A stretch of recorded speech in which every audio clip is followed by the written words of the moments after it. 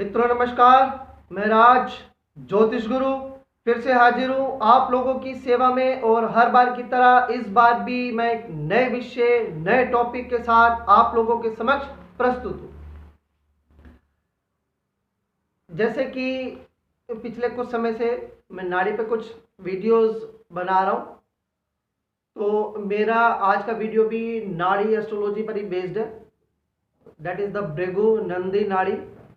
और आज इस टॉपिक पर बात करेंगे हम लॉन्गेविटी पर, यानी कि कुंडली देखकर हम कैसे पता लगाएं कि आदमी ज़्यादा जिएगा या कम उम्र में ही उसका स्वर्गवास या देहांत या मृत्यु हो जाएगी। एग्जैक्ट एज कैलकुलेशन के लिए मेरे वीडियोस में आप देख सकते हैं, उस पर मैंने पाम फॉर्मूले से एज निकालना सिखाया हुआ है। उसके दो पार्ट हैं। अगर दोनों पार्ट आप गहराई से देखेंगे तो आप किसी भी व्यक्ति की एग्जैक्ट एज निकाल सकते हैं।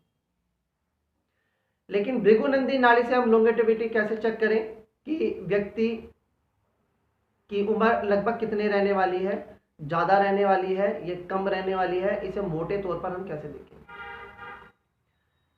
देखिए, महान ज्योतिषियों ने जो पहले नाड़ी एस्ट्रोलॉजी पर और वैदिक पर और दूसरे भी जो भी हमारे ज्योतिष के विषय उन पर जो रिसर्च कर चुके हैं, उनका मैं बहुत बहुत शुक्रगुजार होना चाहिए कि वो हमें राह दिखा गए।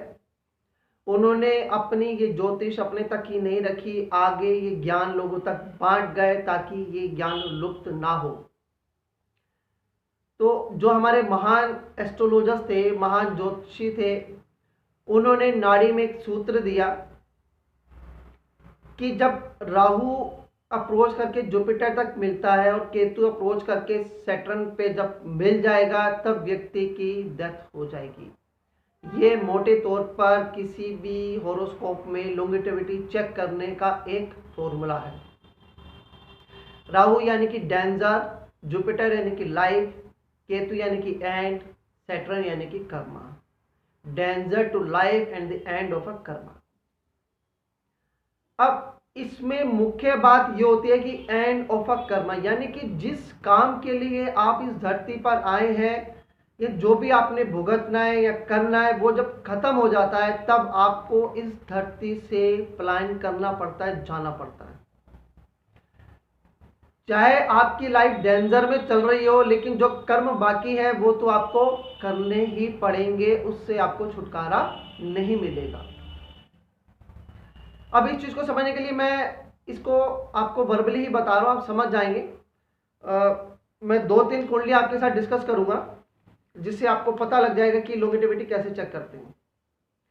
देखिए, अगर जुपिटर और राहु के बीच में समय हो, यानी कि राहु को काफी घर पार करके जाना पड़े जुपिटर तक, या जुपिटर राहु के बीच में अगर काफी प्लैनेट्स हो या काफी गैप हो, तो आप इसे समझें कि जातक की लाइफ को अभी इतनी जल्दी खतरा नहीं है।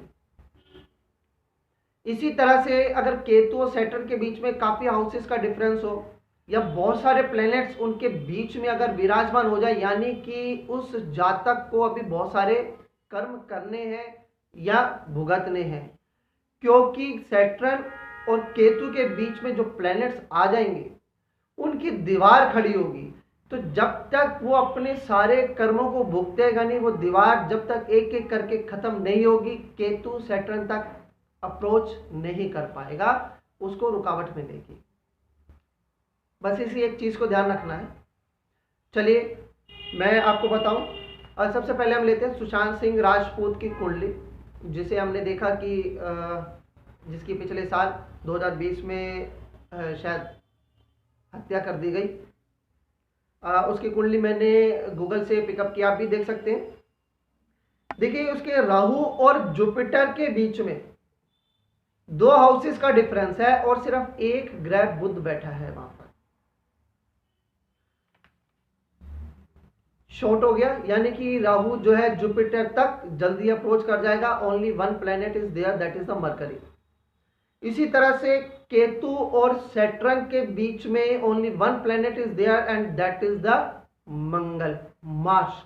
यानी कि केतु जो है सैटर्न तक जल्दी पहुंच जाएगा। अब आप देखिए, लाइफ को खतरा भी जल्दी आ रहा है, और जो एंड है, एंड ऑफ द कर्मा, वो भी बहुत ही नजदीक नजदीक है, बिल्कुल कॉन्जिक्यूटिव हाउसेस में सैटर्न के बिल्कुल आगे मार्स और केतु विराजमान है। Only Mars one planet is there.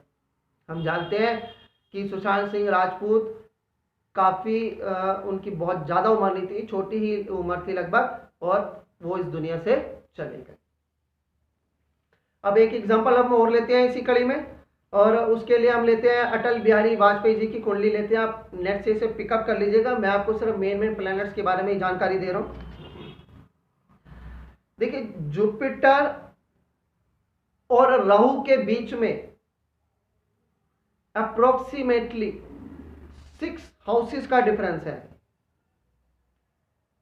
Jupiter और राहु के बीच में 6 हाउसेस का डिफरेंस है।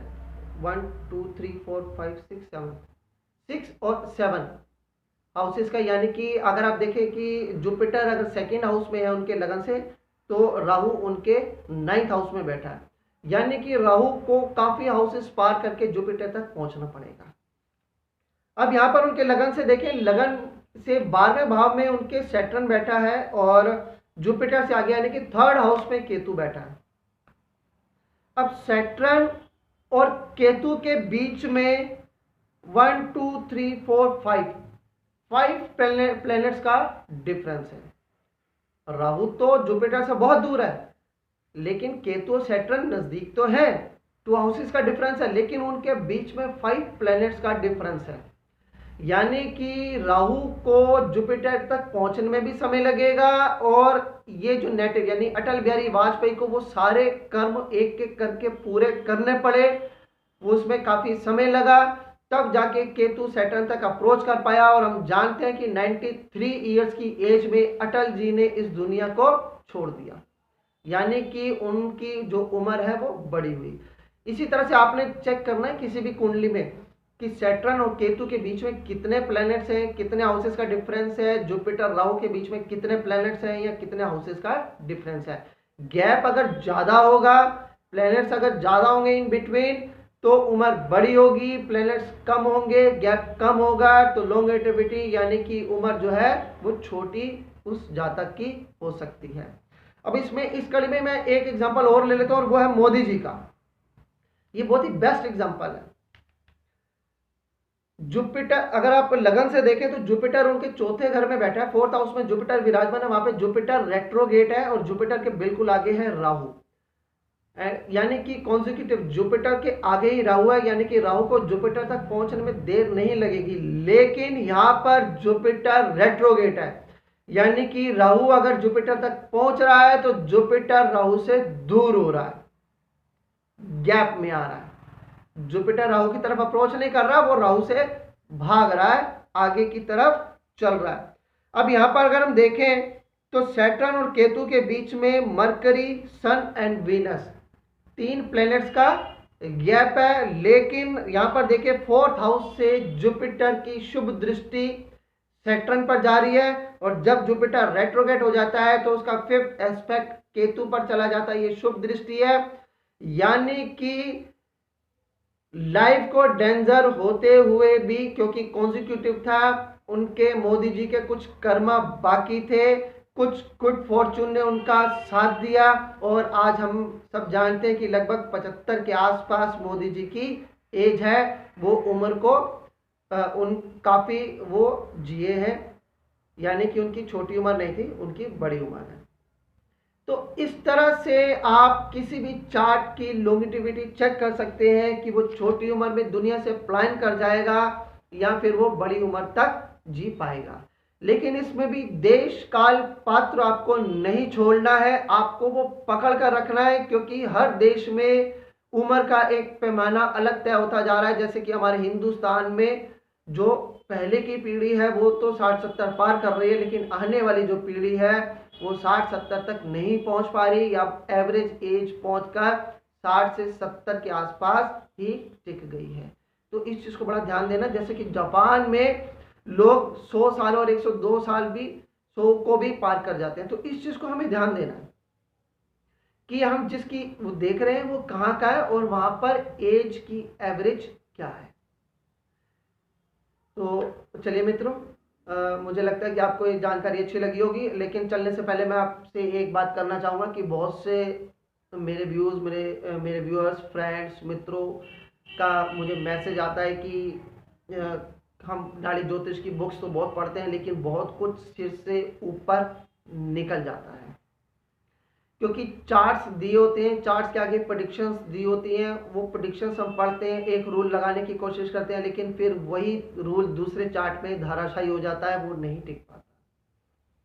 देखिए मैं उसका कारण बताता हूँ।